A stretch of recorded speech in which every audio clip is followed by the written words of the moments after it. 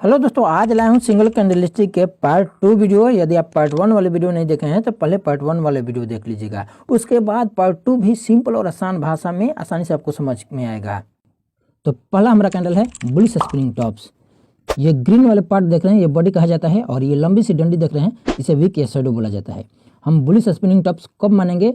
तो जब इसका वीक बॉडी से कम दुगुना होना चाहिए या इससे अधिक होनी चाहिए, तब जाकर हम कहेंगे कि ये बुलिश स्पिनिंग टॉप्स है। इसका अपर वीक और लोअर वीक दोनों कम से कम दुगुना या इससे अधिक होनी चाहिए, तब हम मानेंगे।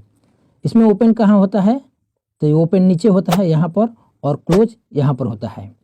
आइए चार्ट में देखते हैं। पहला कंडीशन के स्टॉक प्राइस डाउन ट्रेंड में होनी चाहिए, जो कि बिल्कुल आप देख सकते हैं डाउन ट्रेंड में है। और हमारा बुलिश स्पिनिंग टॉप्स कहाँ बनना चाहिए? बिल्कुल बॉटम या सपोर्ट पर बनना चाहिए, जो कि बिल्कुल बना हुआ है। अब हम एंट्री कब लेंगे? तो हमारा कंडीशन है कि बुलिश स्पिनिंग टॉप्स के पिछले वाले कैंडल, जो ये रेड वाले कैंडल देख रहे हैं, इसका वॉल्यूम इस बुलिश स्पिनिंग टॉप से कम होना चाहिए और बुलिश स्पिनिंग टॉप का हाई होना चाहिए, तभी हम एंट्री करेंगे। और हमारा एंट्री कहाँ होगा? तो जो इस कैंडल के यानी पिछले वाले कैंडल के हाई को ब्रेक करके एक नेक्स्ट कैंडल क्लोजिंग देती है, तो हमारी एंट्री इसके क्लोजिंग पर होगी।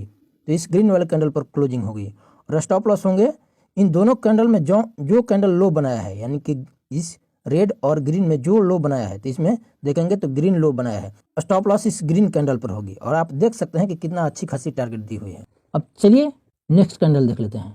तो नेक्स्ट कैंडल है बेरिश स्पिनिंग टॉप्स। इसे बेरिश स्पिनिंग टॉप्स कब मानेंगे? तो इसका ये वाला पार्ट देख रहे हैं, ये बॉडी है, और ये लंबी सी डंडी देख रहे हैं, ये वीक या शैडो बोला जाता है इसे। और इसका भी कंडीशन है कि इसका कम से कम वीक या शैडो बॉडी से दुगुना होना चाहिए।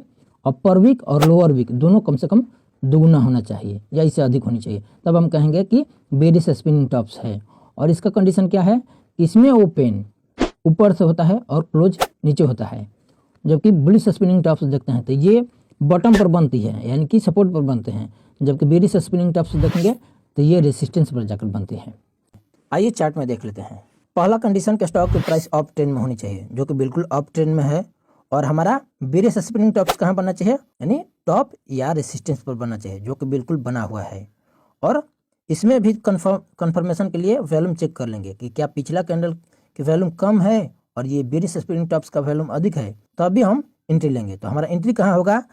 तो ये देख रहे हैं, ये कैंडल परफेक्ट बना हुआ है, यानी इसका लो को ब्रेक कर दिया है ये रेड कैंडल, और लो को ब्रेक करके यहाँ क्लोजिंग दिया है, तो हमारा एंट्री इसके क्लोजिंग पर होगी। और स्टॉप लॉस कहाँ होंगे? इस स्पिनिंग टॉप्स के हाई पर। और देख सकते हैं कि कितना अच्छी टारगेट दी। चलिए हमारा तीसरा कैंडल है बुलिश मारुबुजू। इसे बुलिश मारुबुजू क्यों कहा जाता है? क्योंकि मारुबुजू का अर्थ होता है, जापानी भाषा में मारुबुजू का अर्थ होता है डोमिनेंस, काफ़ी ताकतवर, काफ़ी प्रभावशाली, इसलिए इसे मारुबुजू कहा जाता है। इसका कंडीशन होता है बुलिश मारुबुजू कि इसमें ओपन और लो, यानी बुलिश मारुबुजू ग्रीन कैंडल में जो बॉटम बनते हैं, इसमें ओपन और लो सेम होते हैं, जबकि क्लोज में देखेंगे तो क्लोज और हाई दोनों सेम होते हैं, यानी जहां पर क्लोज हुआ वहीं पर हाई लगाया, उससे आगे नहीं गया।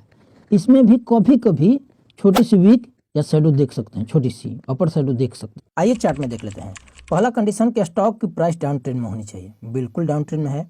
और हमारा बुलिश मारुबुजू कहाँ बनना चाहिए? बिल्कुल बॉटम या सपोर्ट लेवल पर बनना चाहिए, जो कि बिल्कुल बना हुआ है। अब हम एंट्री कब लेंगे? तो सबसे पहले हम ये कंफर्मेशन करेंगे कि क्या जो ये कैंडल बना है बिल्कुल 10 कैंडल बना है।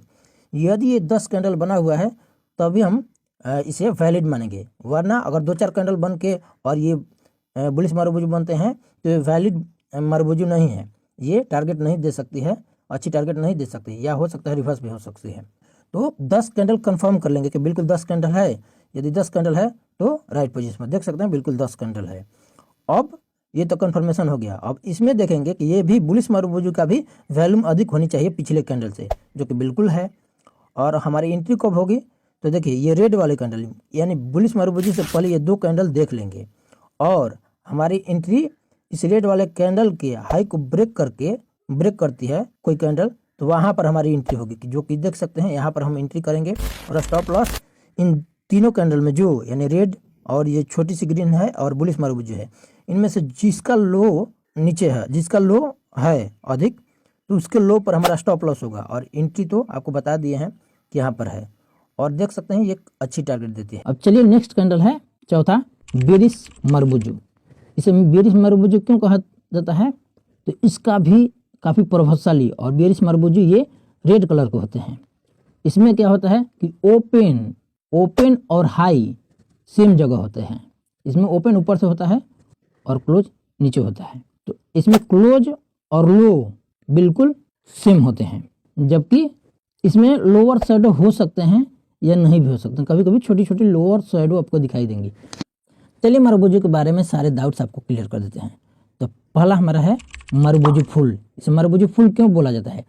क्योंकि मरबुजू फूल इसलिए बोला जाता है क्योंकि ना इसमें अपर शैडो होते हैं ना लोअर शैडो। कहीं पर भी आपको वीक देखने को नहीं मिलेगी। ग्रीन कैंडल हो या रेड कैंडल हो, यानी अगर बुलिश देखते हैं तो बुलिश में भी ओपन और क्लोज की जगह कहीं पर भी आपको वीक या शैडो नहीं दिखाई देती है, तब कहा जाता है ये बुलिश मरबुजू है। जबकि बेरिश मरबुजू देखेंगे फूल, बेरिश मरबुजू फूल, इसमें भी ओपन और क्लोज की जगह कहीं पर भी वीक या शैडो नहीं दिखाई देगी। यानी ओपन और हाई, इसमें भी ओपन और हाई सेम हो जाते हैं और क्लोज और लो सेम हो जाते हैं। नेक्स्ट देखते हैं मरबुजू ओपन। इसे मरबुजू ओपन क्यों कहा जाता है? क्योंकि जब मरबुजू ओपन, याद रखने के लिए मैं आपको बता देता हूँ कि जहाँ पर भी देखिएगा मरबुजू ओपन, तो ओपन का मतलब हो गया कि ओपन साइड की तरफ कोई वीक या शैडो नहीं होगी। जैसे में यहाँ पर देखिए बुलिश यानी बुलिश मरबुजू ओपन देखेंगे तो इसमें क्या है, यानी नीचे ग्रीन वाले कैंडल में नीचे ओपन है और ऊपर क्लोज है। लेकिन आप ऊपर देख रहे हैं तो अपर शैडो है, क्लोज साइड की तरफ अपर शैडो है, जबकि ओपन जहाँ हो रही है वहाँ पर कोई लोअर शैडो नहीं है। इसलिए इसे कहा जाता है मरबुजू ओपन। यानी कि ओपन से याद रखिए कि ओपन साइड कोई वीक या शैडो नहीं होगी, क्लोज की तरफ होगी। चलिए अब देखते हैं बेरिश मरबुजू ओपन। तो बेरिश मरबुजू ओपन देख रहे हैं तो इसमें जहाँ ओपन होगा यहाँ बिल्कुल यानी ऊपर की तरफ ओपन होता है, ऊपर से ओपन होता है और नीचे क्लोज होता है। तो ओपन की तरफ कोई वीक या शैडो नहीं दिखाई दे रही, जबकि क्लोज की तरफ देख रहे हैं तो वीक या शैडो है, यानी तो इसे कहा जाता है मरबुजू ओपन। अब चलिए तीसरा का होता है मरबुजू क्लोज। तो मरबुजू क्लोज ये देख रहे हैं, इसे क्लोज क्यों बोला जाता है? क्योंकि इसमें क्लोज की तरफ कोई वीक या शैडो नहीं होगी। नाम से ध्यान में रखिए, यानी जहाँ क्लोज होगा तो क्लोज की तरफ शैडो नहीं होगी, आप याद रखिए। अगर मरबुजू ओपन होगा तो ओपन की तरफ शैडो नहीं होगी, याद रखने के लिए बता रहे हैं। तो चलिए मरबुजू क्लोज है, तो क्लोज में देखिए अगर ग्रीन कैंडल देखते हैं तो ग्रीन कैंडल में ओपन की तरफ तो बिल्कुल वीक शैडो है, लेकिन ओपन की तरफ लोअर शैडो है बिल्कुल, जबकि क्लोज की तरफ कोई वीक शैडो अपर शैडो नहीं है। यानी ओपन नीचे होता है, क्लोज ऊपर होता है। चलिए अब बेरिश मरबुजू क्लोज देख लेते हैं। तो इसमें क्या है, यानी कि ओपन की तरफ तो बिल्कुल है, छोटी सी अपर वीक है, लेकिन क्लोज की तरफ कोई भी लोअर वीक नहीं है। तो आपको इसके बारे में तीनों डाउट्स क्लियर हो गए कि देखो मरबुजू ओपन में ओपन की तरफ कोई वीक या शैडो नहीं होगी, जबकि मरबुजू क्लोज में क्लोज की तरफ कोई वीक या शैडो नहीं होगी। आपको इतना ध्यान में रखना है। आइए चार्ट में देख लेते हैं। पहला कंडीशन कि स्टॉक की प्राइस अप ट्रेंड में होनी चाहिए, बिल्कुल अप ट्रेंड में है। और हमारा बेरिश मरबुजू कहाँ बनना चाहिए?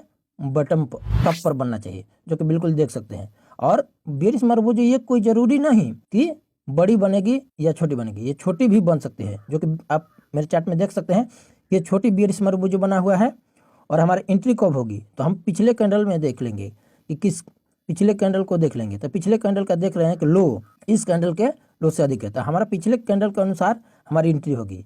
यानी कि पिछले कैंडल के लो को ब्रेक करके क्लोजिंग देती है एक नेक्स्ट कैंडल, तो वहाँ पर हमारी एंट्री होगी, यानी यहाँ पर एंट्री होगी। यानी इसको जो ब्रेक करेगी कैंडल उसमें हमारा एंट्री होगी, यानी यहाँ पर एंट्री होगी। और स्टॉप लॉस होंगे, यानी जो कैंडल हाई बनाया है देखेंगे तो ग्रीन वाले कैंडल का वीक देख रहे हैं लंबी है, तो यानी यहाँ पर हाई पर होगा और स्टॉप लॉस यहाँ होगा, एंट्री यहाँ होगा। और देख सकते हैं कि इसका टारगेट कितनी अच्छी है। और इसमें भी कंफर्मेशन के लिए आप 10 कैंडल मिनिमम आप चेक कीजिए, तभी वैलिड मानेंगे। नेक्स्ट कैंडल है ग्रेवस्टोन डोजी। इसका कंडीशन क्या है? ये रेड वाले पार्ट देख रहे हैं, ये बॉडी है और लंबी सी ये डंडी देख रहे हैं, इसे वीक बोला जाता है। और इसका कंडीशन क्या होता है? चलिए चार्ट में देख लेते हैं। इसका कंडीशन होता है कि हमारे स्टॉक की प्राइस अप ट्रेंड में होनी चाहिए, जो कि बिल्कुल आप देख सकते हैं अप ट्रेंड में है। और ग्रेवस्टोन डोजी कहाँ बनना चाहिए? बिल्कुल टॉप या रेसिस्टेंस पर बनना चाहिए, जो कि बिल्कुल बना हुआ है। अब हम एंट्री कब लेंगे, तो जब इस कैंडल के लो को ब्रेक करके एक नेक्स्ट बेरिश कैंडल क्लोजिंग देती है तो हमारी एंट्री क्लोजिंग पर होगी और स्टॉप लॉस होंगे ग्रेवस्टोन डोजी के हाई पर। और आप देख सकते हैं कि कितना अच्छी ये टारगेट दी हुई है, देख सकते हैं कितना अच्छा टारगेट दी हुई है। दोस्तों पार्ट 1 वाले वीडियो में एडिटिंग मिस्टेक था ग्रेवस्टोन डोजी में, जो कि इसमें कवर करके आपके सारे कन्फ्यूजन दूर कर दिया हूँ। यदि आपको वीडियो अच्छा लगा तो लाइक कमेंट शेयर जरूर